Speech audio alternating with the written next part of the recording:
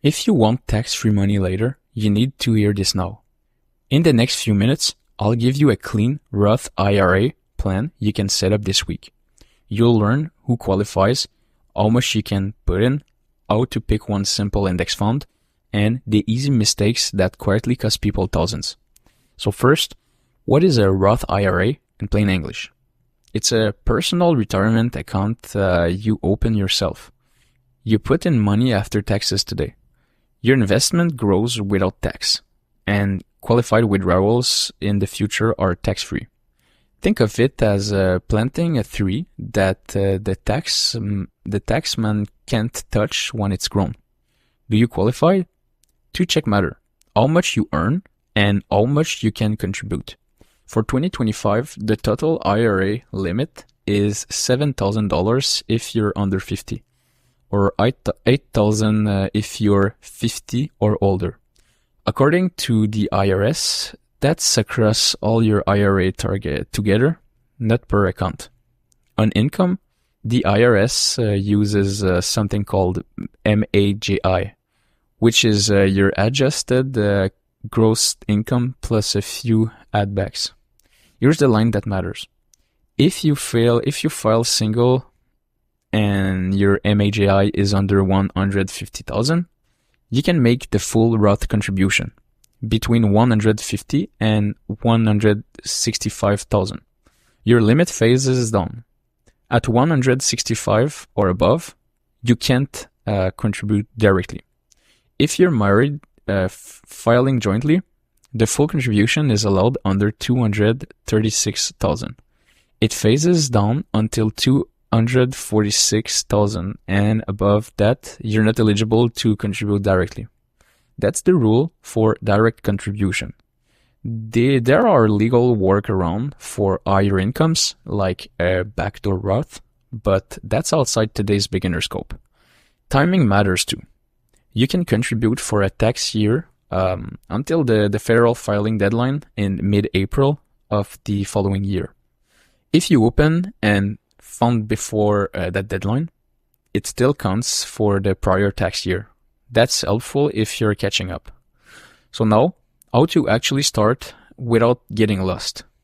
Pick a brokerage you trust, open a Roth IRA, and link your bank. I like to make this boring on purpose. Set up an automatic monthly transfer so you don't need willpower every payday.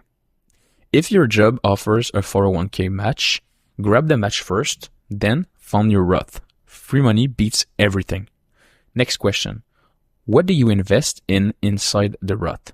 Keep it simple and broad. A low-cost total US market index fund gives you exposure to thousands of companies in one shot.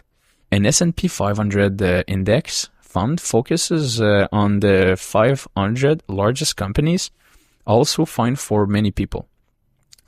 If you want one and done, a target date index fund that matches your expected retirement year can work too. The key is cost. Look at the expense ratio, which is the annual fee as a percent. Lower is better because fees compound against you. 0.05% is better than 0.5%. Inside a Roth, growth is precious, so protect it. Let's talk risk and mix fast. If you're in your 20s or 30s and plan to hold for decades, a stock-heavy mix usually makes sense. You get higher up and downs, okay? But also higher expected return. As you get closer to retirement, you can add bonds for stability. That shift can be as simple as moving part of your Roth into a broad bond index fund. Again, simple beats clever. Common mistakes to avoid, okay? The first is not checking the right tax year on your contribution.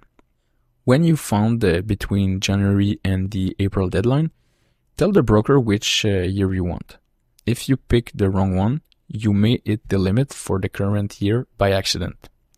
Second, paying high fees. Some funds charge over 1% a year.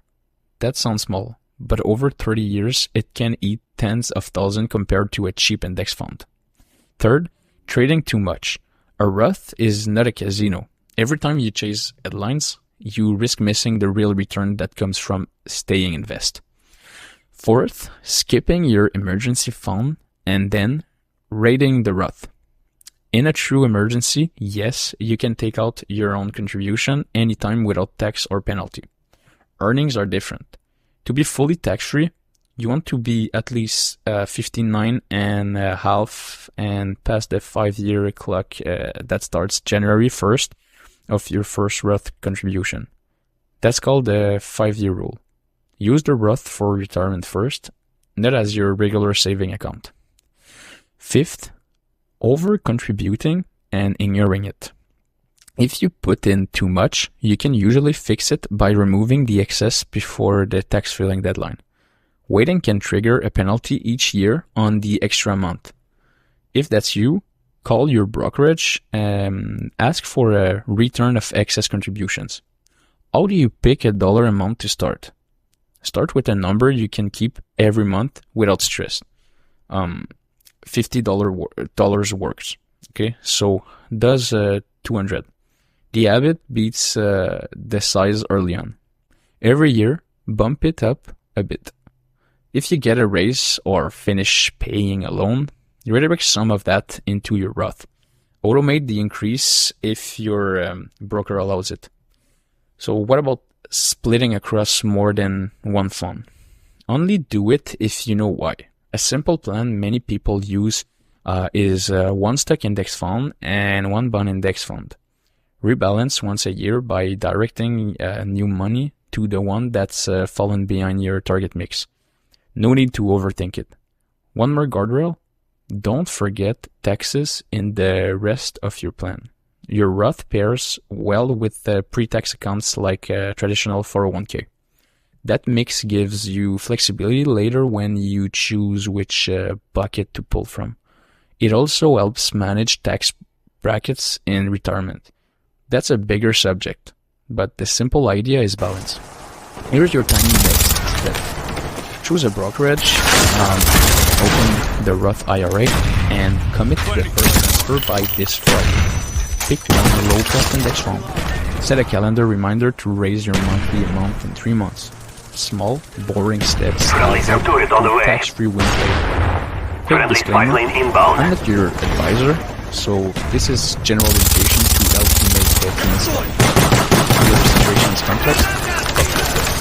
If this helped, hit that subscribe button so you don't miss the next video on automating your whole money system. Thank you very much for being here, and I really hope that I'll see you in the next one.